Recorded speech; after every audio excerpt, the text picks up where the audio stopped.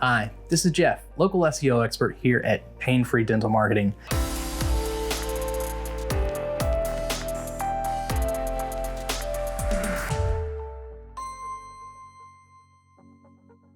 All right, so we are complete with creating the actual campaign settings. Next, we're going to move on to setting up the individual ad groups. So ad groups are a way for Google to organize what keywords need to trigger what ads. So when someone searches for dentist near me, an ad is more likely to show up that actually has the words dentist near me within that ad. Another example would be if someone's looking for a sedation dentist, we want to make sure that they are going to get a sedation ad and not a random ad for Invisalign. So this is a great way for us to organize our ads, again, to get the best return on that daily budget. So a couple really neat tips and tricks we're going to throw in here that your neighbor down the street who's also providing the same services as you are more than likely not utilizing. So let's jump into some of these tricks here. Again, we're going to create several different ad groups. Here we'll just show an example of dentist near me, but you're going to want to create one for general dentistry.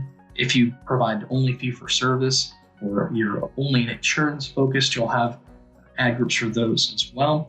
And then individual services as well. So if you provide sedation, crowns, payment plans, Invisalign, bronectomy, any of those specialty services, you're going to want individual ad groups for each one of those.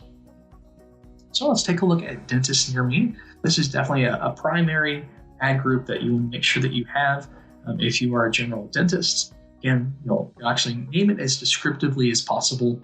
So again, this is where you would type in Invisalign or braces or orthodontics to talk about those specific services.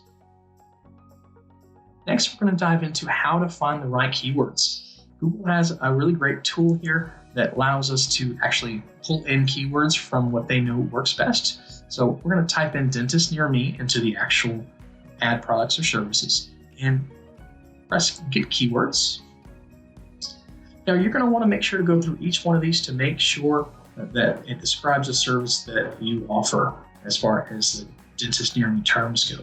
So let's say you actually are not a fan of seeing kids. Let's go ahead and remove pediatric dentist, kids dentist. For instance, maybe you're not open on Saturday. Let's go ahead and remove that. So go line by line to make sure that these are all applicable to you.